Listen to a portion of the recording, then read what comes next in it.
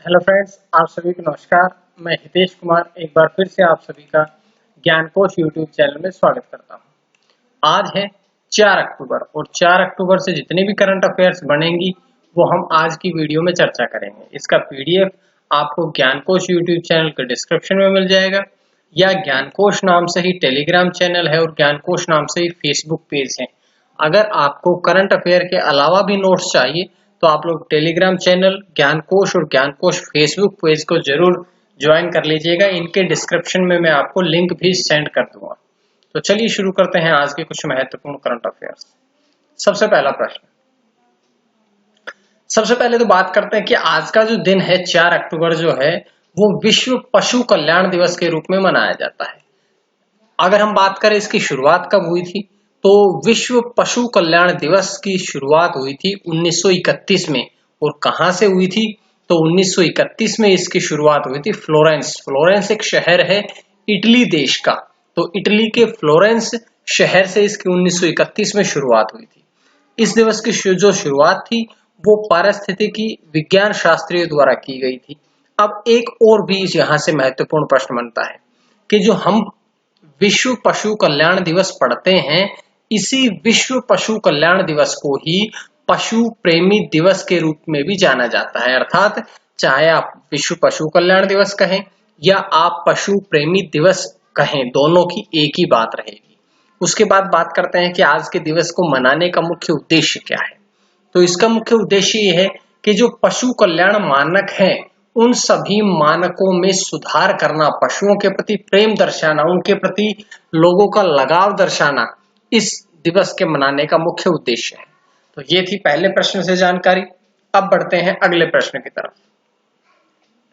नौसैन्य अभ्यास बोंगो सागर, ध्यान रखिएगा नौसैन्य अभ्यास है जिसका नाम है बोंगो सागर। तो बोंगो सागर के दूसरे संस्करण की शुरुआत की गई है। ये जो संस्करण है कौन कौन से देशों के बीच में किया जा रहा है तो सबसे पहले तो हमारे देश भारत और पड़ोसी देश बांग्लादेश दोनों की नौसेनाओं के बीच में ये संस्करण चल रहा है। ये संस्करण दूसरा है, इससे पहले भी एक संस्करण आयोजित किया जा चुका है। और अगर बात की जाए कि जो बोंगो सागर है इसके दूसरे संस्करण का आयोजन कहां पर किया जा रहा है, क्योंकि नौसैन्य अभ्यास है तो सीधी सी बात है या तो खाड़ी में, बंगाल की खाड़ी में होगा या अरब सागर में, हिंद महासागर, कहीं पर भी या तो समुद्र में होगा या खाड़ी में होगा। तो ये नौसैन्य अभ्यास जो है इसका आयोजन बंगाल की खाड़ी में किया जा रहा है। और बंगाल की खाड़ी में भी उत्तरी क्षेत्र में, हम ये कह सकते हैं कि बंगाल की खाड़ी के उत्तरी क्षेत्र में इसका शुभारंभ किया गया है। अब अगर बात करें कि इसके अतिरिक्त ये बोंगो सागर जो दूसरा संस्करण है, इसके अतिरिक्त भी भारतीय और बांग्लादेशी सेनाएं जो है वो 4 और 5 अक्टूबर यानी कि आज और कल संयुक्त गश्त के तीसरे संस्करण में भी हिस्सा लेंगी। तो यहाँ से दो प्रश्न आप लोगों के तैयार हुए हैं। सबसे पहले तो बोंगो सागर और दूसरा है संयुक्त कारपेट का तीसरा संस्करण। अब देखिएगा ये भारत की सेना किसके साथ कर रही है, बांग्लादेश के साथ कर रही है। तो बांग्लादेश के साथ कर रही है तो बांग्लादेश के बारे में एक दो बातें बहुत इंपॉर्टेंट होती है। जैसे बात करें बांग्लादेश की राजधानी, तो बांग्लादेश की राजधानी है ढाका। बांग्लादेश के प्रधानमंत्री की बात करी जाए तो बांग्लादेश के प्रधानमंत्री है शेख हसीना, राष्ट्रपति का नाम है अब्दुल हामिद। और अगर बात करी जाए बांग्लादेश को पाकिस्तान से स्वतंत्रता कब मिली थी तो इसको स्वतंत्रता मिली थी 26 मार्च 1971 को। लेकिन एक इंपॉर्टेंट प्रश्न ये है कि बांग्लादेश अपना विजय दिवस कब मनाता है। तो बांग्लादेश अपना विजय दिवस मनाता है 16 दिसंबर को। तो ये सारी जानकारियां इस प्रश्न से हमें मिली है। उसके बाद बढ़ते हैं अगले प्रश्न की तरफ। जनजातीय या आदिवासी उद्यमिता विकास कार्यक्रम का शुभारंभ किया गया है। तो अब जो ये जनजातीय या आदिवासी उद्यमिता विकास कार्यक्रम है इसका शुभारंभ सबसे पहले तो किसने किया है तो इसका शुभारंभ किया है अर्जुन मुंडा ने। और अर्जुन मुंडा कौन है, भारत के वर्तमान में केंद्रीय जनजातीय कार्य मंत्री जो है वो अर्जुन मुंडा है। तो जब भी आप किसी भी मंत्री का नाम पढ़ें तो उसके मंत्रालय को आपने जरूर पढ़ना है। और जब आप मंत्रालय को पढ़ते हैं तो आपको मंत्रालय के साथ साथ में उस मंत्री का नाम भी पढ़ना है। तो इस प्रकार से करेंगे तो हमारे दोनों चीजें एक दूसरे के साथ साथ में याद होती चलेंगी। उसके बाद हम बात करते हैं कि ये जो कार्यक्रम है ये आगामी 3 वर्षों तक चलेगा, और आगामी 3 वर्षों तक चलेगा, जिसमें जनजातीय मामलों के मंत्रालय और शीर्ष उद्योग निकाय associated chambers of commerce and industry, ASSOCHAM बोलते हैं इसको, शॉर्ट में बोलते हैं एसोचैम, इन दोनों के द्वारा ये संयुक्त रूप से लॉन्च किया गया है। तो ये जानकारी हमने इस प्रश्न से पढ़ ली है। उसके बाद है अगला प्रश्न, पथश्री अभियान का शुभारंभ किया गया। पथ, पहले तो यहां देखिएगा पथ लिखा है, पथ का मतलब होता है रास्ता। अब यहीं से इस प्रश्न को जानने का प्रयास करिएगा, पथश्री अभियान का शुभारंभ किया गया है। तो सबसे पहले बात करेंगे कि पथश्री का शुभारंभ कौन सी सरकार ने की है या कौन से राज्य ने किया है। तो इसका शुभारंभ किया गया है पश्चिम बंगाल सरकार के द्वारा। पश्चिम बंगाल सरकार ने, जहाँ की जो मुख्यमंत्री हैं ममता बनर्जी हैं वर्तमान में, वहां पथश्री अभियान शुभारंभ किया गया है। अब नाम से ही हमने पढ़ लिया, पथ मतलब रास्ता, अर्थात ये अभियान है, ये सड़क मरम्मत योजना है, एक अभियान है जो सड़क की मरम्मत करने के लिए शुरू किया गया है।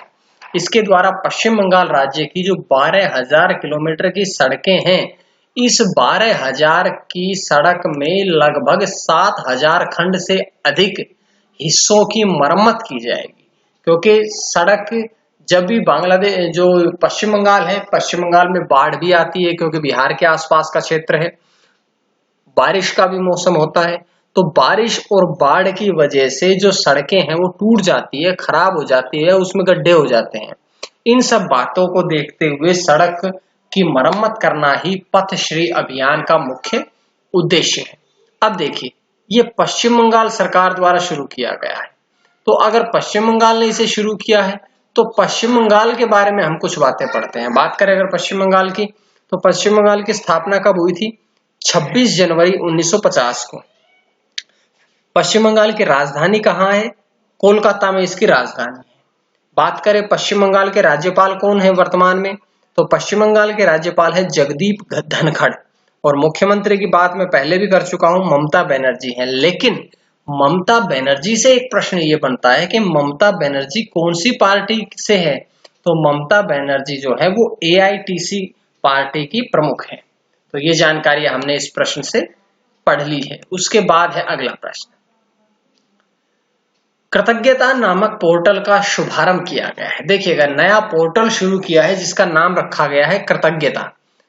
अब इस पोर्टल का शुभारंभ किसके द्वारा किया गया है? तो इसका शुभारंभ किया गया है सर्बानंद सोनोवाल के द्वारा। और सर्बानंद सोनोवाल कौन है? वर्तमान में असम राज्य के मुख्यमंत्री का नाम है सर्बानंद सोनोवाल। तो जो कृतज्ञता नामक पोर्टल है, ये असम के मुख्यमंत्री सर्बानंद सोनोवाल के द्वारा शुरू किया गया है। ये मुख्य रूप से एक ऑनलाइन पेंशन सबमिशन और ट्रैकिंग सिस्टम है।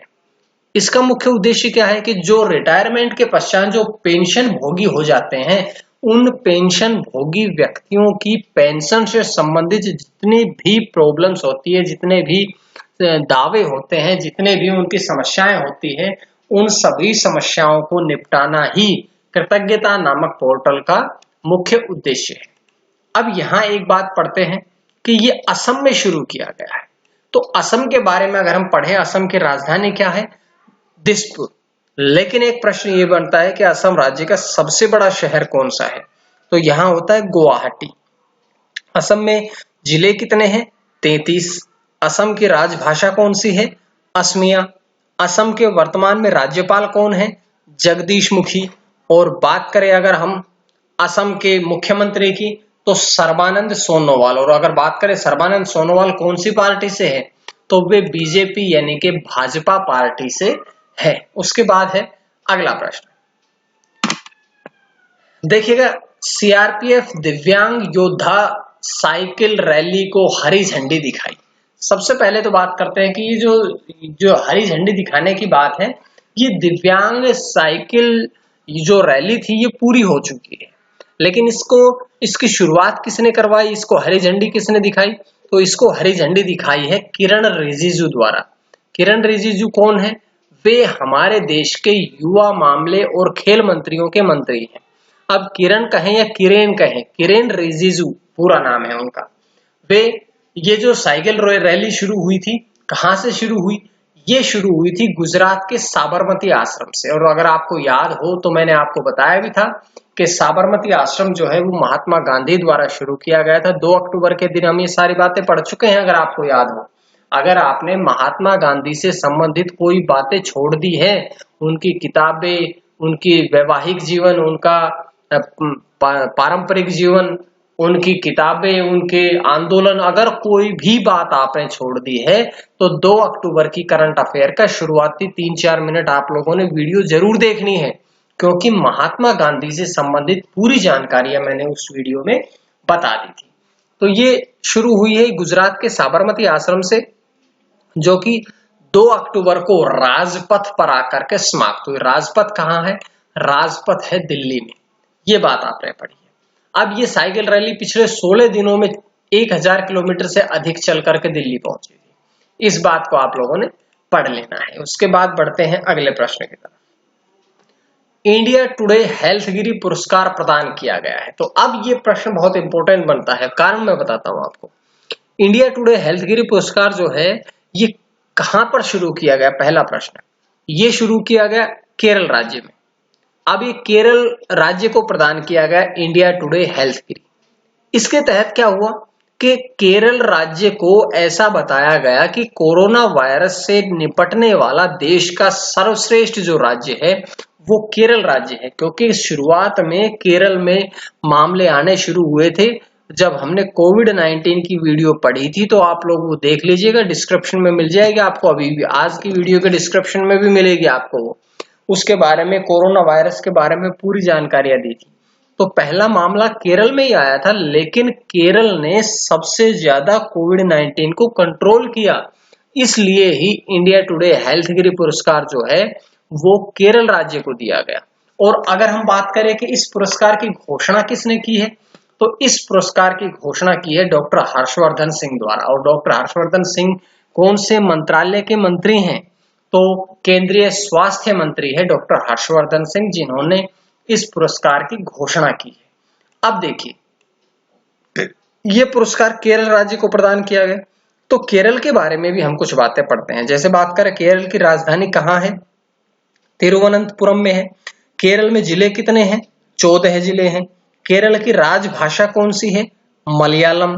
केरल राज्य का गठन कब हुआ था? 1 नवंबर 1956। और अगर हम बात करें केरल के राज्यपाल की, तो पी शतशिवम जो है वे केरल के राज्यपाल है और मुख्यमंत्री है पिनाराई विजयन। तो ये बातें आप लोगों ने यहां से पढ़नी है। उसके बाद हम बढ़ते हैं अगले प्रश्न की तरफ। टॉयलेट ऑन व्हील्स लॉन्च किया गया है। तो टॉयलेट ऑन व्हील्स जो है ये कहां पर लॉन्च किया गया है? तो ये किया गया है ग्रेटर हैदराबाद नगर निगम द्वारा कुकटपल्ली के सुचित्रा जंक्शन पर। ग्रेटर हैदराबाद नगर निगम द्वारा इसे लॉन्च किया गया है। और अगर बात की जाए कहां पर लॉन्च किया गया है, तो कुकटपल्ली के सुचित्रा जंक्शन पर इसे शुरू किया गया है। ये स्वच्छ हैदराबाद पहल के तहत 3 मोबाइल शौचालयों में से पहला शौचालय है। अर्थात के जो 3 शौचालयों की स्थापना करी जाएगी, जिसमें से ये 3 में से पहला शौचालय जो है वो अब स्थापित कर दिया गया है। इसके द्वारा क्या होगा कि जो स्वच्छता की जो पहल है, स्वच्छता को अधिक से अधिक प्रोत्साहित किया जाएगा। स्वच्छता बनाए रखने के लिए लोगों को जागरूक किया जाएगा। खुले में शौच कभी न सोच, इस पहल के तहत ये कार्य किया जाएगा। उसके बाद है अगला प्रश्न, इलेक्ट्रिक इंजनों की शुरुआत की गई है। तो इलेक्ट्रिक इंजनों की शुरुआत जो है वो किसके द्वारा की गई है? ये की गई है भारतीय रेलवे के चितरंजन लोकोमोटिव वर्क्स द्वारा। चितरंजन लोकोमोटिव वर्क्स द्वारा अब भारतीय रेलवे इलेक्ट्रिक इंजनों की शुरुआत की गई है। ये इंजन 160 किलोमीटर प्रति घंटे की रफ्तार से चलने की क्षमता रखते हैं और ये लोकोमोटिव पर्यावरण के अनुकूल है। अर्थात इनको कम रखरखाव की आवश्यकता होती है। जो इलेक्ट्रिक इंजन होते हैं उनको रखरखाव की भी कम आवश्यकता पड़ती है। तो एक सरकार के लिए ये भी फायदा रहेगा। एक बात और भी है कि ये जो लोकोमोटिव है इनका उपयोग भारतीय रेलवे की जो प्रीमियम एक्सप्रेस यात्री ट्रेन है उनमें इसका प्रयोग किया जा सकता है। इसकी क्योंकि रफ्तार 160 किलोमीटर दूर है, 160 किलोमीटर प्रति घंटे है, तो इसलिए इसको प्रीमियम एक्सप्रेस यात्री ट्रेनों में इस्तेमाल किया जा सकता है। उसके बाद है आज का अंतिम प्रश्न। भारतीय तटरक्षक पोत वेसल कर्नाकलाता बरुआ को कमीशन किया गया है। अब कहां पर कमीशन किया गया है? तो इसे कमीशन किया गया है कोलकाता में। और कोलकाता कहां है? कोलकाता है पश्चिम बंगाल में। तो ये प्रश्न से जानकारी मिली। लेकिन अगर पूछा जाए कि इसका निर्माण किसके द्वारा किया गया है, तो इसे garden reach ship builders and engineers limited द्वारा इसे विकसित किया गया है, बनाया गया है, इसका निर्माण किया गया है। और ये फास्ट पेट्रोल वेसल FPV श्रृंखला का 5वां और अंतिम जो है पोत है। अब यहाँ एक प्रश्न बहुत इंपॉर्टेंट है कि जैसा कि हमने इसका नाम थोड़ा अटपटा सा पढ़ा कि वेसल कर्नाकलाता बरुआ, वेसल कर्नाकलाता बरुआ जो है, इसका नाम एक युवा स्वतंत्रता सेनानी के नाम पर रखा गया है। तो ये थी आज की कुछ महत्वपूर्ण करंट अफेयर्स। उम्मीद है आप सभी को करंट अफेयर्स पसंद आई होगी, और अगर पसंद आई तो आप लोग ज्ञानकोश यूट्यूब चैनल को सब्सक्राइब कर लीजिएगा, ताकि आपको डेली इसी प्रकार से वीडियोस मिलती रहे। इसका PDF ज्ञानकोश यूट्यूब चैनल के डिस्क्रिप्शन में मिलेगा, या मैं तो आपसे बताऊंगा कि आप लोग टेलीग्राम चैनल, ज्ञानकोश टेलीग्राम चैनल और ज्ञानकोश फेसबुक पेज को भी से भी जुड़े, ताकि आपको करंट अफेयर के अलावा और भी नोट्स मिलते रहे। आज के लिए इतना ही। मां सरस्वती की कृपा आप सभी पर बनी रहे। आप सभी का बहुत बहुत धन्यवाद।